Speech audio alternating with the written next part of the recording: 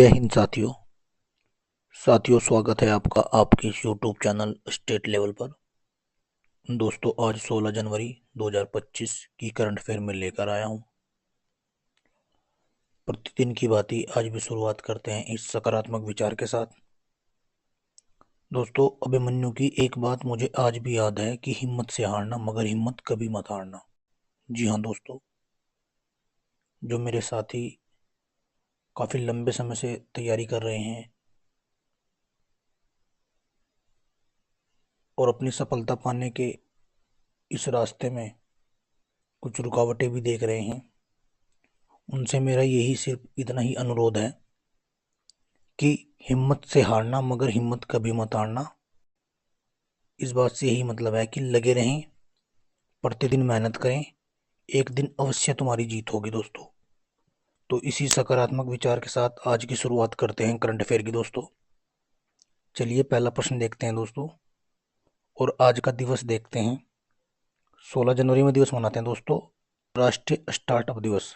आज का पहला प्रश्न, 16 जनवरी में कौन सा दिवस मनाते हैं? तो 16 जनवरी में दिवस मनाते हैं राष्ट्रीय स्टार्टअप दिवस। तो आज का ही प्रश्न याद रखना है आपको। 16 जनवरी में हम दिवस मनाते हैं राष्ट्रीय स्टार्टअप दिवस। कल 15 जनवरी में हमने मनाया था भारतीय थल सेना दिवस। चलिए क्वेश्चन नंबर 2 देखते हैं। 3 दिवसीय मिठाई व अंतर्राष्ट्रीय पतंग उत्सव। दोस्तों ये तेलंगाना में मनाया जा रहा है, 14 से 16 जनवरी के बीच बनेगा।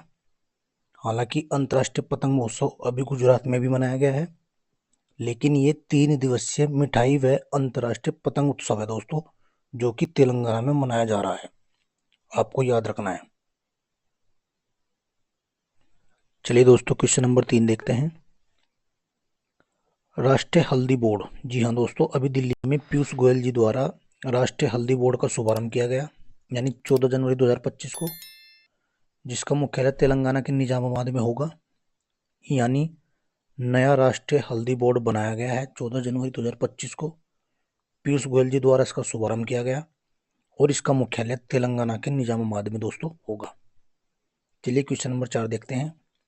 डेयरी व पशुधन पहल का उद्घाटन द्रौपदी मुर्मू जी ने, यानी हमारी राष्ट्रपति जी ने, ओडिशा में किया है। अभी डेयरी व पशुधन पहल का उद्घाटन ओडिशा में किया गया है। आपको याद रखना है, ओडिशा में कोणार्क मंदिर है, लिंगराज मंदिर है और जगन्नाथ मंदिर है। आपको याद रखना है, तीनों मंदिर ओडिशा में ही दोस्तों हैं। चलिए क्वेश्चन नंबर 5 देखते हैं। Future minerals forum 2025।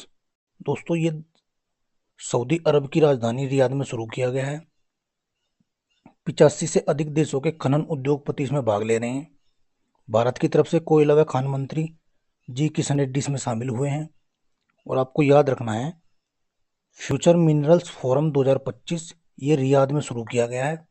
भविष्य में खान से निपटने के लिए, खनिज या इसकी समस्याओं से निपटने के लिए इस एक सम्मेलन की, इस एक फोरम की शुरुआत की गई है और इसका आयोजन रियाद में दोस्तों किया गया है। चलिए क्वेश्चन नंबर 6 देखते हैं। आयुष्मान जन आरोग्य योजना। जी हाँ दोस्तों, भारत के टोटल 34 राज्यों में योजना चल गई है। दिल्ली और पश्चिम बंगाल को छोड़कर प्रत्येक राज्य में योजना चल गई है। आपको याद रखना है, अभी हाल ही में दोस्तों ओडिशा में शुरू की गई है। इस योजना के तहत 5 लाख रुपए की स्वास्थ्य बीमा कराया जाता है और ये प्रधानमंत्री मोदी जी द्वारा सितंबर 2018 में शुरू की गई थी। अभी इस योजना को ओडिशा ने स्वीकार किया है दोस्तों, ये बात आपको याद रखनी है। क्वेश्चन नंबर 7 देखते हैं दोस्तों। जोधपुर जाल वेटलैंड पर पहली बार दिखे प्रवासी पक्षी रोजित पेलिकन के 2 समूह। जी हाँ, ये जोधपुर जाल वेटलैंड दोस्तों मथुरा में स्थित है। यहाँ पर 2 दुर्लभ प्रजाति के ग्रेट व्हाइट पेलिकन दिखाई दिए हैं। उनके 2 जोड़े देखने को मिले हैं। ये बहुत ही दुर्लभ है। इससे पहले ये राजस्थान के 2 वेटलैंड उन पर दिखाई देते थे, लेकिन इस बार ये मथुरा में स्थित जोधपुर झाल वेटलैंड पर भी दिखाई दिए हैं दुर्लभ प्रजाति के ग्रेट व्हाइट पेलिकन। जी चलिए क्वेश्चन नंबर देखते हैं 8 दोस्तों। अभी पोंगल त्यौहार मनाया गया तमिलनाडु में, ये 4 दिन तक चलेगा, 15 जनवरी से 18 जनवरी तक। ये मकर संक्रांति से चलकर 18 जनवरी तक चलेगा। बात करूं थाईपुसम त्यौहार, ये भी तमिलनाडु में मनाया जाता है। विशाखम त्योहार ये भी तमिलनाडु में मनाया जाता है। और आपको याद रखना है, पोंगल त्योहार तमिलनाडु में मनाते हैं, जबकि अट्टुकल पोंगल त्योहार दोस्तों वो केरल में मनाते हैं। ये 4 दिन तक चलेगा, मकर संक्रांति से चलकर, यानी 14 या 15 जनवरी से चलकर 18 जनवरी तक दोस्तों ये चलेगा। आपको याद रखना है, पोंगल त्योहार तमिलनाडु में मनाया जाता है। और थाईपुसम त्योहार और बेकासी विशाखम त्योहार भी दोस्तों तमिलनाडु में ही दोस्तों मनाया जाता है। चलिए क्वेश्चन नंबर 9 देखते हैं। मकर विलक्कु त्योहार 2025 केरल के सबरीमाला मंदिर में भगवान अयप्पा का एक मंदिर है दोस्तों। ये केरल के पश्चिमी तट पर पथानमथिट्टा जिले में स्थित है, हिंदू पवित्र मंदिर है। और दोस्तों इसी मंदिर में मकर विलक्कु त्योहार का आयोजन किया जाता है। इस मंदिर में जाने से पहले प्रत्येक जो भक्त होता है वो 41 दिनों का व्रत रखता है, वो ब्रह्मचर्य का पालन करता है, सात्विक भोजन करता है, और इसके आधार पर वो ही उस मंदिर में एंट्री करता है और पूजा करता है दोस्तों। तो आपको याद रखना है, मकर विलक्कु त्योहार केरल में सबरीमाला मंदिर में आयोजित किया जाता है। और दोस्तों अट्टुकल पोंगल त्योहार भी केरल में ही दोस्तों हम मनाते हैं। चलिए क्वेश्चन नंबर 10 देखते हैं। गलवान घाटी व डोकलाम सहित 77 स्थलों को युद्ध पर्यटन के रूप में शामिल किया गया, क्योंकि इस बार हमने मनाया है 77वां सेना दिवस। तो इसी के उपलक्ष्य में हमारे रक्षा मंत्री राजनाथ सिंह जी ने 77 स्थलों को युद्ध पर्यटन के रूप में चिन्हित किया, जिनमें से 2 प्रमुख हैं, गलवान घाटी और डोकलाम। ये आपको याद रखने हैं, विशेष रूप से इंपॉर्टेंट है दोस्तों। चलिए क्वेश्चन नंबर 11 देखते हैं। 11 प्रश्न काफी महत्वपूर्ण आपकी परीक्षा के लिए हो जाता है। क्वेश्चन नंबर 11 देख रहे थे, मिशन मौसम। जी हाँ, प्रधानमंत्री जी ने भारत मौसम विज्ञान विभाग यानी IMD के 150वें स्थापना दिवस पर हाल ही में मिशन मौसम लॉन्च किया है। और उन्होंने इसी उपलक्ष्य पर IMD विजन 2047 भी जारी किया है, जो मौसम की हर परिस्थिति के लिए तैयार रहेगा और भारत को एक जलवायु स्मार्ट राष्ट्र बनाएगा।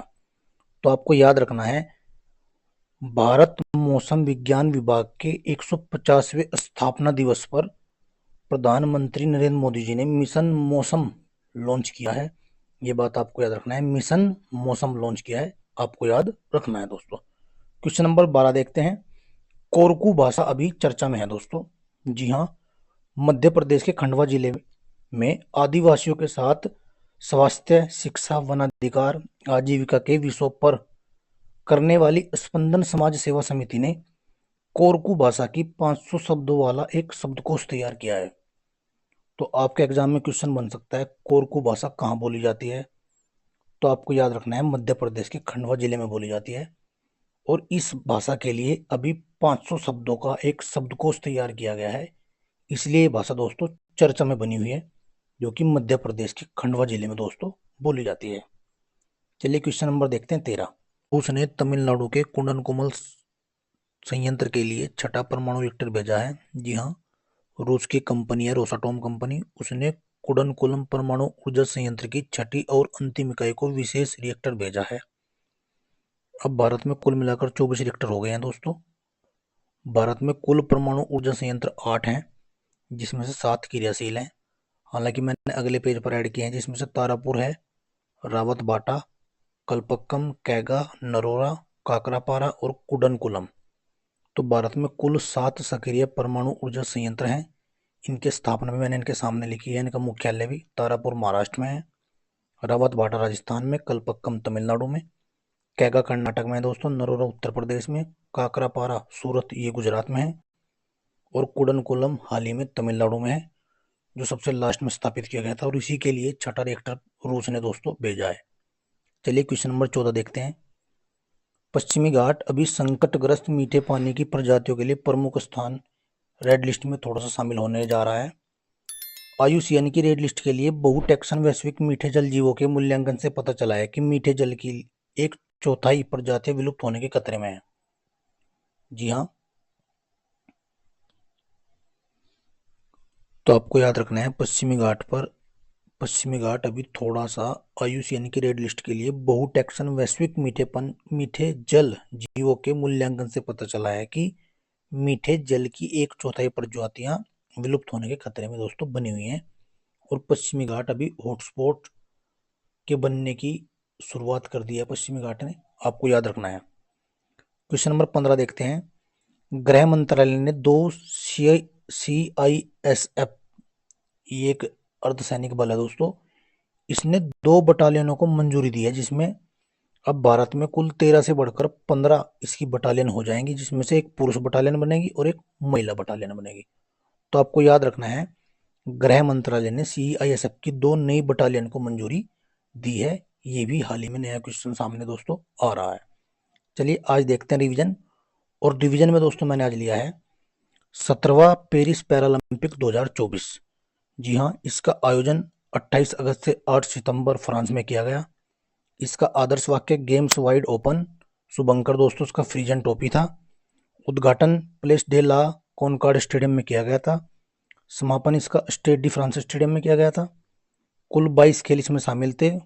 अन्य इवेंट्स 549 थे दोस्तों। भारतीय एथलीटों की संख्या इसमें 84 थी। उद्घाटन समारोह में भारत के ध्वजवाहक थे दोस्तों सुमित अंतिल एवं भाग्यश्री जाधव। और समापन समारोह में भारत के ध्वजवाहक थे हरविंदर सिंह एवं प्रीतिपाल। अगर भारत के सेफ्टी मिशन की बात करूं, सत्यप्रकाश सांगवान थे। भारत के लिए पहला स्वर्ण अवनी लेखराज जी लेकर आई।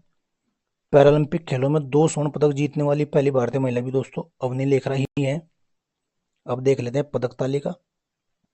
पहले स्थान पर दोस्तों चीन, दूसरे पर ब्रिटेन, तीसरे पर अमेरिका और 18वें नंबर पर दोस्तों भारत है। जबकि पेरिस ओलंपिक में भारत 71वें नंबर पर था, लेकिन पेरिस पैरालंपिक में कुल 29 पदक के साथ दोस्तों भारत 18वें नंबर पर है। तो ये रिवीजन में आपको याद रखना है। अब आगे बढ़ते हैं रिवीजन।